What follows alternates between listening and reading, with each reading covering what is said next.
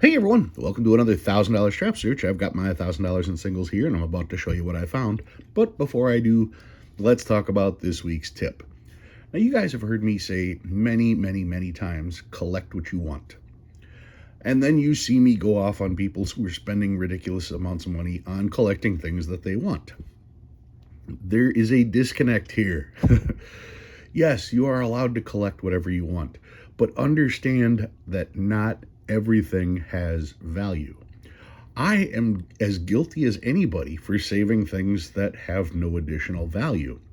But there is a difference between saving those items and spending good money on those items, or spending good money on items that other people are telling you are worth money.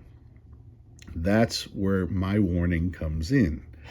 I save lots of interesting things, but the stuff that I have, I am saving from fines. That means I have nothing more than face value in them. I am not going to try to convince you that certain things have more value than other things. And if you want to collect those other things, great. But find them, because first and foremost, the reason they don't have value is because they are easy to find.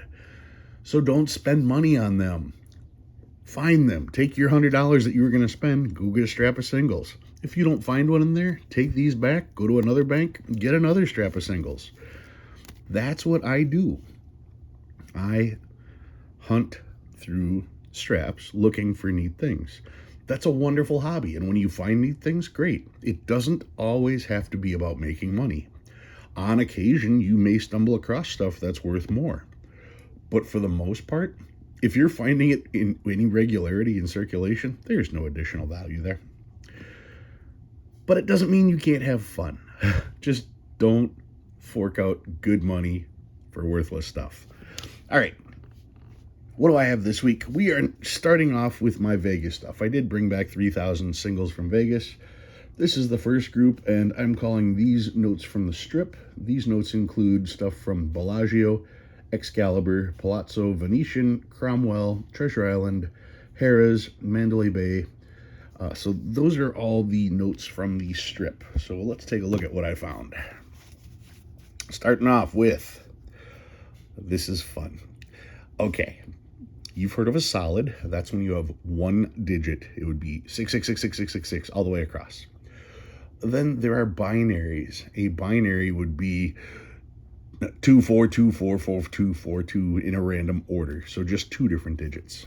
Then you see me saving trinaries, which are three different digits. And people talk about a true binary being zeros and ones, and the shysters will tell you that a true trinary is zeros, ones, and twos. Well, a true binary is that because the binary code of zeros and ones. But a true trinary? There is no trinary code. There is no trinary system.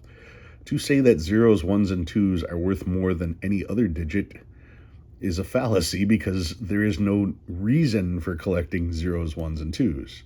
Whereas if you were a computer programmer in the 80s and 90s programming with binary code, yeah, it would be neat to save binaries and try to decode them. You can't decode a trinary.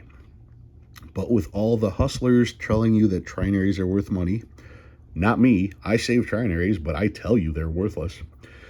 The next batch would be quadranaries. Here is a true quadranary for the real hustlers out there. 0, 1, 2s, and 3s. The four lowest digits on a note. So what? I found this and it struck me as ridiculously funny, because for people who think true trinaries mean something, well, then what does this mean to you? And if you're going to tell me that this is meaningless, then you're backing my true trinary statement, because there is no such thing as a true quadrary. There is no such thing as a true trinary. There is a true binary because there's a binary system. And I happen to have found this one at Bellagio. Then I've got a note like this. People will scream up and down that this is an underprinted note, and I disagree. It may very well be an underprinted note. The thing is the note itself is in terrible condition, so there's no way to prove that it was underprinted. This could have very well been damage.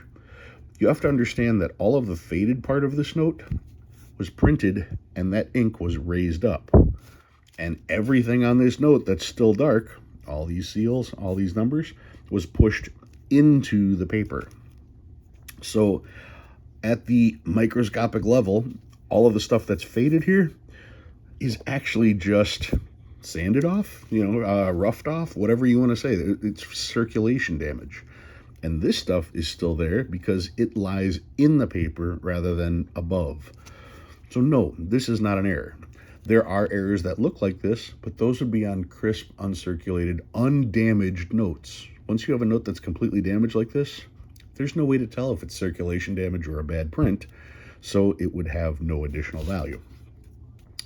Here are my trinaries, 0s, 7s, and 9s, and that's kind of a cool number.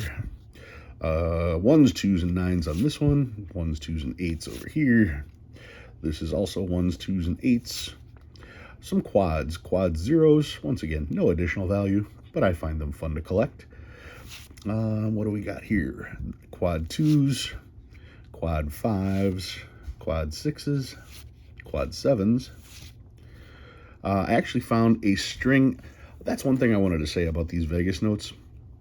With the World Series of Poker there was a lot of ordering of money, and I got a lot of brand new bills. And casinos and financial institutions in general hate brand new bills, so they tend to break them up just to make them easier to physically handle so they don't stick together. So you get clumps of brand new bills interspersed with other stuff. So you can see these 77770, 71, 72, 73, 74, 75, 76, 7. No, I didn't get the 77. Anyway, a bunch of stars as well. Always check your stars to see if they're filled in.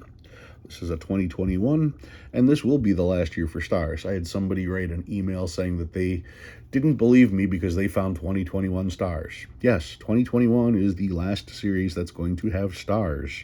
So you can find 2021s. The next series won't have stars. Another 2021 star note. 2017A. 2017A, 2017, and then some older notes. I collect anything that's 20 years or older, so we're looking at 2003A and older. Another 2003A, another one, here's a 2003, 1999, 1995, not a web note. Another 95, 1988A, also a chance at a web note, but it is not. And another 1988A. Let's see, the 2 stars came from Bellagio. The 7s also came from Bellagio. I did get a star from Palazzo. And that washed out bill, that came from Mandalay Bay. All right, so that's what I found this week. What did I pull out? Well, if I'm going to talk about stuff that I collect for fun, I should probably show you the results of that. I talk about me saving trinaries, and I save the trinaries to try to match pairs. And as you can see here, I have 17337713. That is most certainly a trinary, 1s, 3s, and 7s. And if I go to the next bill, you can see 17337713. I managed to find a matched pair of trinaries. Let's see what this one is. 68383388. That's a trinary. And if I look at the next one, 68383388. You have to understand that there are 100 million combinations of numbers. So to pull a random bill and try to match that number, the odds are 1 in 100 million. Using the phenomenon of the birthday paradox. If you're not familiar with the birthday paradox, I'll explain that one too. How many people have to be in a room for there to be a 50% chance of 2 people to share the same birthday? Not year, just the date. And you would think, well, there's 365 days in a year, so you'd need at least half of that. You'd need at least 180 people in the room for there to be a 50-50 chance. And the thing is, you'd be really wrong. You only need, I want to say, I want to say it's 23 people. If there are 23 people in a room, there's a 50-50 chance that they share a birth date. And if there are 40 people, I believe there's somewhere like a 90% chance that they're gonna. It's a ridiculously low number for a ridiculously high percentage. And that's because you're not comparing one person to everybody else. You're comparing everybody to everybody else. So you're not comparing one person to the other 23. You're comparing one person to the other 23, and then you're comparing person number 2 to the other 23. And it's a huge magnitude of stuff. You have to draw all the lines. Anyway, what that means is when you are looking for a certain category, when you break down stuff, you're not trying to match this note. I'm trying to match any of my trinaries with any other trinary I find. And that paradox makes it easier to find them. I chose not to save every $1 bill I ever came across. I chose to save just trinaries and just quads, so that I was reducing that $100 million number to something a little easier. And that's why I save trinaries. That's why I save quads. Because as you can see, yes, I was able to match trinaries. Here is another match pair. This one is 64444 64444 So there's a matched pair. And these I don't think these would have any additional value. I think it's very neat that I found paired serial numbers. But does it make them worth anything more? No, but I think it's really neat. And that's what a hobby's supposed to be. Here's another one. This one's both trinary and quads, 34314444, and I've matched that one as well. And what do we got here? 1598 to 2222, 1598 2222, 2222 1564, 2222 1564. And then there is my greatest find ever. Because like I said, the odds of matching these are 1 in 100 million. But there are letters on either side. So if there are 12 letters, that 100 million all of a sudden goes up to 1.2 billion, right? 12 times 100 million. And how many letters are on the other side? Well, on this particular one, that's 4.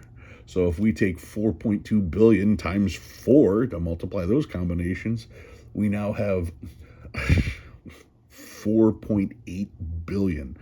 The odds of matching a serial number and both letters are 1 in 4.8 billion. That's billion with a B. 4.8 billion. And there it is.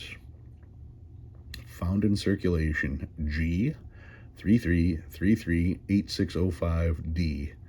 And for those of you wondering how that would occur, well, this is from 2013 and this is from 2017.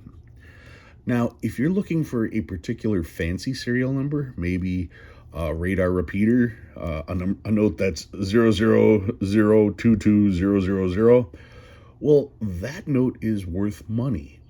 And anybody who finds one of those is probably going to put it up for auction, which means the entire world is looking for fancy serial numbers like that, and virtually everyone out there will be found by somebody and put up for sale, which makes those fancy serial numbers kind of easy to pair.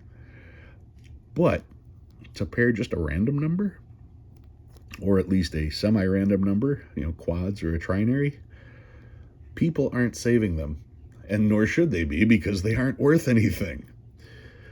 That's what makes finding these pairs in the wild so cool to me. It doesn't mean that this is worth any additional money. Maybe it is, maybe it isn't. Maybe you find these neat. Maybe you would pay money for this.